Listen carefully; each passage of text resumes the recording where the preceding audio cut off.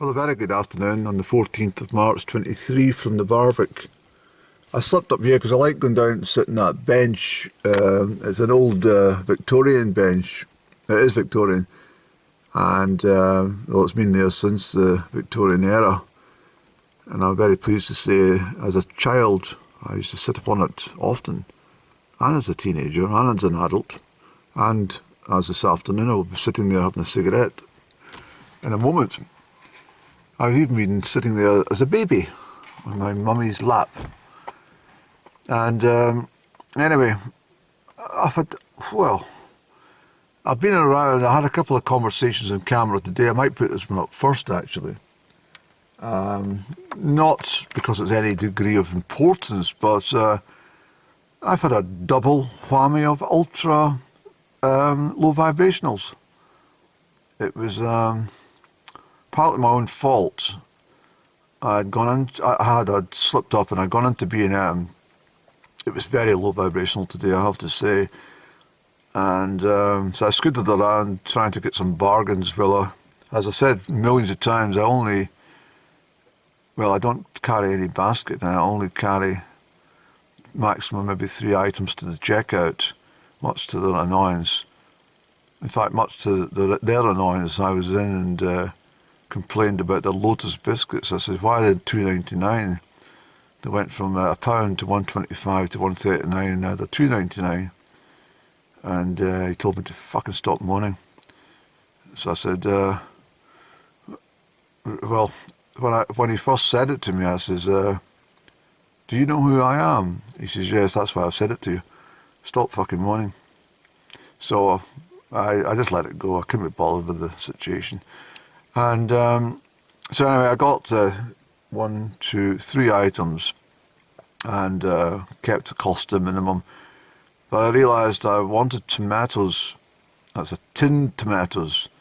I thought I'd go into that cooperative. They might hit me for about £3 or something stupid at least.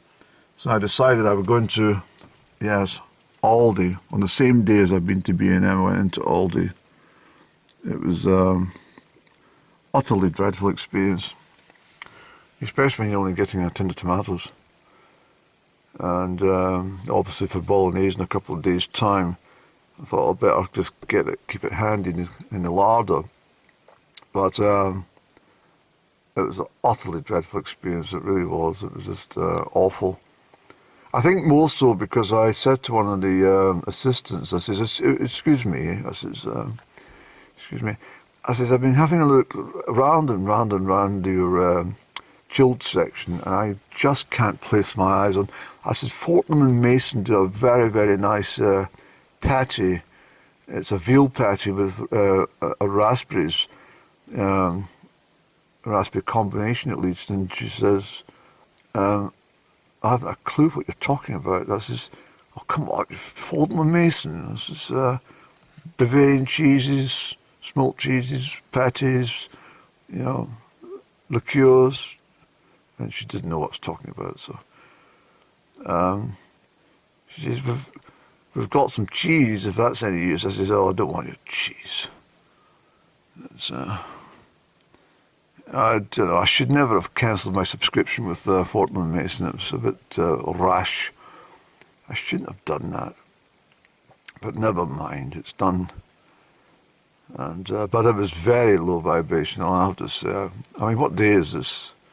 Tuesday. What's going on today? Oh, I see there was some Met Office fucking freaks were announcing that we were going to get snowed up for a month or something. Even the regional newspaper are on the case. They're always on the case with the Met Office warnings. And nothing ever happens of any severity. And I noticed today that they had a little caption which said temperatures are expected to fall as low. Temperatures are expected to fall as low as 0 degrees Celsius. I thought, wow. It was -7 just a couple of days ago. What are you talking about? And I don't know what's wrong with everything just now, but I seem to be getting more and more put off with living in this day and age. So I think what I'm going to do, I like the Barvick Bridge. You've got a photograph of me and my sister sitting on top there. Was it that? No, the other side it was, yes, the other side. And we're only about 4 years old. She was 3 and I was 4 or 5 or something. But anyway, yes, I'm thinking perhaps that one way to try and get away from this nonsense of the 21st century, this particular period of the 21st century, is to try and maybe go back in time a little. And I think what I'm going to do is I'm going to get myself a horse and cart. I think I'd like to, hold up the traffic on a minor road like this for at least 20 minutes. This will stop them flying up and down, And what I'll do is I mentioned up and down there, didn't I? That's a slip of the tongue. I thought I'd maybe do a whole load without mentioning up and down's name, but there we go. So what I'm going to do is get a horse and cart, and then I'm going to come up here. I'm going to sit amongst the pigeons.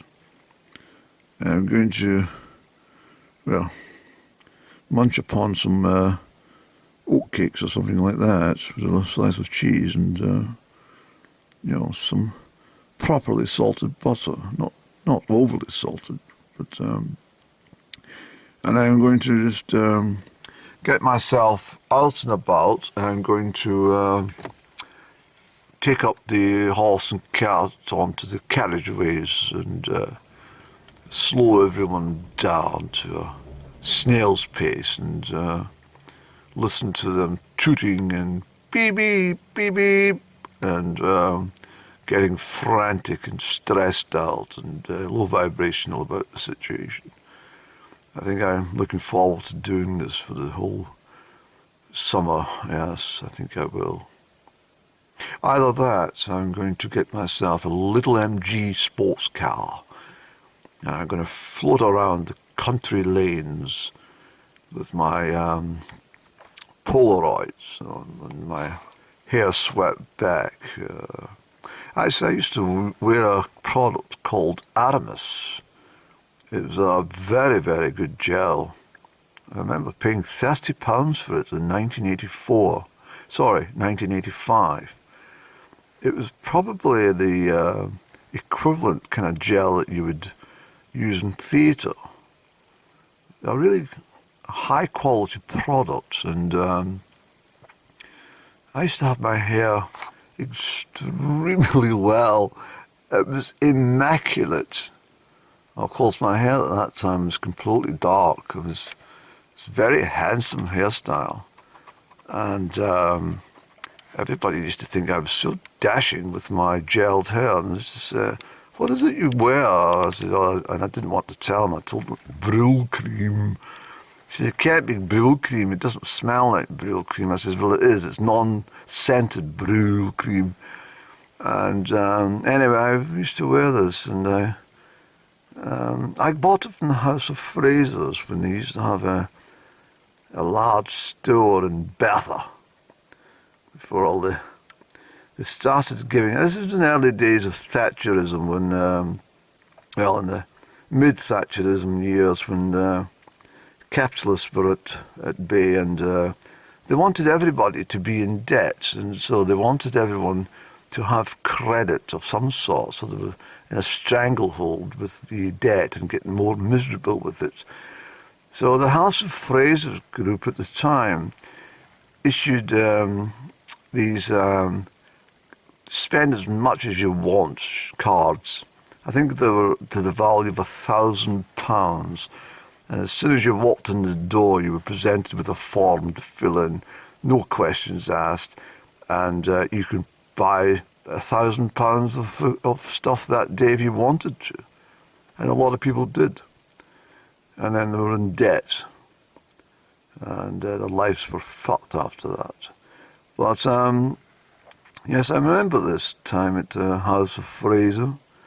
They had good quality clothing, I'll give them that, at that time at least, but I think they went bust, or at least they had to liquidate a lot of their assets and acquisitions because of the impact of giving so many low vibrational people £1,000 to spend who couldn't afford to pay it back, obviously. Which, well, not all of them are low vibrational, I have to say. Just some of them were just out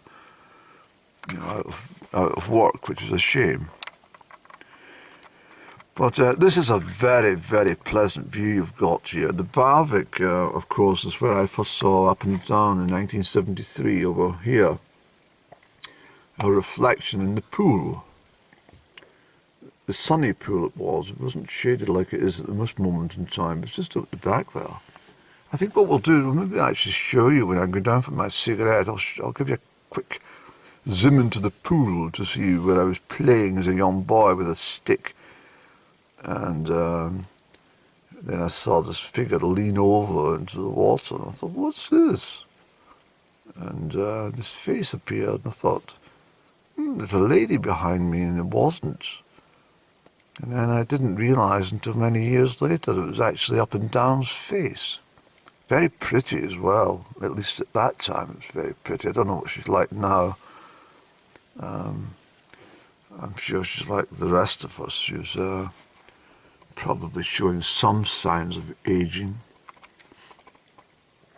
But it's a beautiful day. It is absolutely wonderful for the month of March, I have to say. Rather chilly, yes, but not enough to, bash up your door with nails and never come out, because the Met Office says it's going to be cold and snowy, but it's fucking not. It's just ridiculous. You never come out the door if you listen to the Met Office. You'll always be trembling on your couch. Don't listen to them. Look out the window and see the sky. There's an old saying, you see, if you see on a cloudy day, if you see a little segment of blue in the sky, the size of a postage stamp, then you're going to have a clear afternoon. It's going to be a clear day. Let's go down and have a cigarette, Andrew. And we'll show the folks the pool. Okay, so this is this little bench here, a wrought iron bench, and it's beautiful. Some low vibrationals have tried to break it, of course, but been there a very, very long time. Just showing you this pool.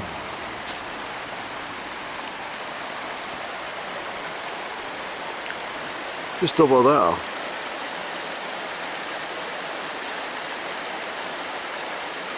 I was playing over there.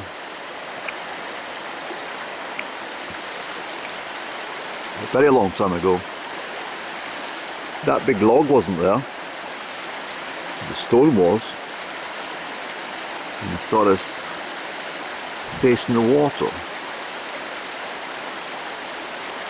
Very pretty it was. The Barvick Falls, but the Barvick Falls are not the falls over here, that you see at the back. The Barvick Falls are much further up, and they're rather scenic and fantastic. This is the lower part of the falls, but they're quite a bit up the ravine. I do like it out here. Little baby beech tree here. An offspring of the big ones here. It's a lovely place. I really, really enjoy out here. I've been up both sides, you see. I used to go and sit away up there. A nice day like this, well, maybe a little bit warmer, and I would sit up there with a flask of tea out of the way of everybody.